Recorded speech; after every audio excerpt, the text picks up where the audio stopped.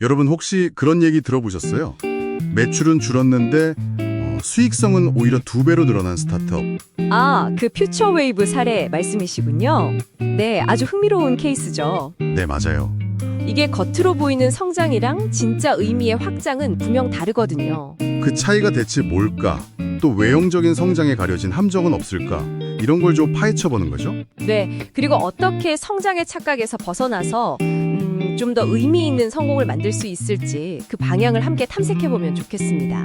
자, 그럼 본격적으로 시작해볼까요? 이 자료를 보면 퓨처웨이브가 창업 5년 만에 직원 50명 규모로 커지고 네, 심지어 가장 빠르게 성장하는 테크 기업 상까지 받았다고 하죠. 맞아요. 그러니까 겉으로 보기엔 정말 탄탄대로였던 거예요. 그런데 실제 속사정은 좀 달랐다는 거잖아요. 그렇죠. 매출은 매년 거의 2배씩 늘었는데 이상하게 수익성은 거꾸로 가고 혁신 속도도 느려지고 팀원들 초반에 그 열정 그것마저 좀 식어갔다고 하니 이게 참 겉과 속이 다른 전형적인 모습 같기도 하고요. 바로 그게 성장의 착각이라고 할 수 있습니다. 그냥 더 커지는 것 자체를 더 좋아지는 것과 동일시하는 경향이죠. 아, 크기가 곧 성공은 아니다 이런 말씀이시군요. 이 다료에 나오는 퓨처웨이브 대표 멘토 윤소연 씨 이야기가 딱 그걸 보여줘요. 첫 회사에서 직원 300명까지 만들면서 규모에만 엄청 집착했었다고 하죠. 근데 그러다 보니까 정작 우리가 왜 이 일을 하는가 그 존재 의유를 잃어버렸고 결국엔 아주 고통스러운 구조조정까지 겪었다고 하잖아요. 규모가 본질을 가려버리는 거죠. 그렇다면 이 성장과 확장이라는 개념을 좀 명확히 구분하고 넘어가야 할 것 같아요. 자료에서 성장은 양적 증가라고 설명하더라고요. 네, 더 많은 고객, 더 높은 매출, 더 많은 직원, 제품 라인업 늘리기 뭐 이런 식으로요. 기존의 틀 안에서 더 많이를 추구하는 거죠. 퓨처웨이브 초기 모습처럼요. 그럼 확장은 뭔가요? 확장은 질적 변환에 가깝습니다. 핵심 역량을 바탕으로 해서 더 넓게, 그러니까 새로운 가치나 가능성을 찾아 나서는 거예요. 성장은 그냥 점점 커지는 원이라면 확장은 여러 방향으로 빛을 내는 별 같다고 했거든요. 오, 별 비유. 그거 확 와닿는데요? 뭔가 고정된 게 아니라 여러 방향으로 뻗어나가는. 그렇죠. 그래서 던지는 질문 자체가 달라져요.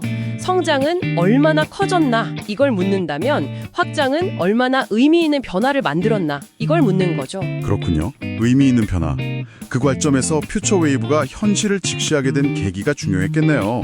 데이터를 다시 봤더니 직원 수는 2배로 늘었는데 네, 근데 1인당 생산성은 오히려 30%나 줄어들고 고객 만족도까지 떨어지고 있었던 거죠. 아, 심각했네요. 네, 냉정하게 현실을 본 거죠. 투자 유치 압박 같은 외부 요인에 취이다 보니 자신들이 왜 이 사업을 시작했는지 그 초심을 잃었다는 걸 깨달은 겁니다. 그리고 진짜 강점이 단순히 앱 개발 그 자체가 아니라 그 초기에 성공했던 도시주차 앱처럼 데이터 기반으로 도시 생활의 마찰을 줄이는 솔루션을 만드는 데 있다는 걸 다시 확인한 거고요. 핵심 역량을 재정의한 거네요. 그럼 그 다음은 어떻게 했나요? 경영진 워크숍을 열어서 근본적인 질문들을 던졌다고 해요. 우리의 진짜 강점은 뭐지? 우리가 진정 해결하고 싶은 문제는 뭐지? 그리고 우리가 혹시 놓치고 있는 가능성은 없을까? 이렇게요. 아, 그런 근본적인 질문들. 네, 거기서 도시 최적화라는 훨씬 더 넓은 비전이 나온 겁니다. 단순히 앱을 더 만드는 게 아니라 가지고 있는 핵심 역량, 특히 데이터 분석 능력을 다른 방식으로 활용하기로 한 거죠. 구체적으로 어떤 식으로요? 예를 들면 그 주차 관련 데이터 플랫폼 있잖아요. 그걸 도시 계획가나 부동산 개발자들한테 개방한 거예요. 또 예측 알고리즘은 물류회사에 제공하고요. 이런 식으로 기존 역량을 가지고 완전히 새로운 가치 모델, 새로운 시장을 만들어낸 거죠. 이게 바로 확장의 좋은 예시입니다. 와, 그 결과가 정말 놀랍더라고요. 자료 보니까 1년 뒤에 매출은 오히려 좀 줄었는데 그렇죠. 근데 수익성은 2배로 뛰었어요. 비효율적인 부분은 과감히 정리하고 고부가 가치 솔루션에 집중했기 때문이죠. 수익성 2배. 대단한데요? 그런데 더 놀라운 게 있었다면서요? 네, 바로 직원 만족도입니다. 이게 역대 최고치를 기록했다는 거예요. 아니, 매출 줄었는데 직원 만족도가 최고라고요? 보통 반대 아닌가요? 그렇죠. 그런데 우리가 하는 일이 도시를 더 나은 곳으로 만들고 있다는 그 의미, 그 미션이 직원들에게 엄청난 동기부여가 된 거죠. 아, 의미부여. 그게 중요했군요. 네, 그리고 실제로 사회적 영향력도 엄청 커졌어요.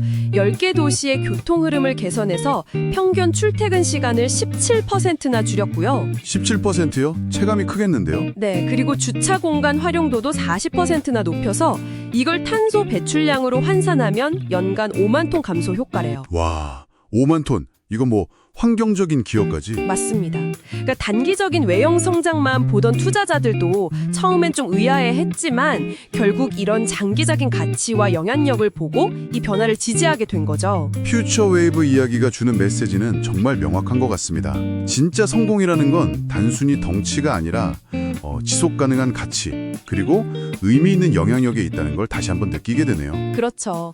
성장과 확장의 차이를 이해하는 게 정말 중요한 것 같습니다. 네, 성장에만 매몰되지 않고 이 확장의 가능성을 볼 줄 아는 눈이 필요한 거죠. 자, 이제 이 이야기를 듣고 계신 여러분께 한번 질문을 던져보고 싶습니다.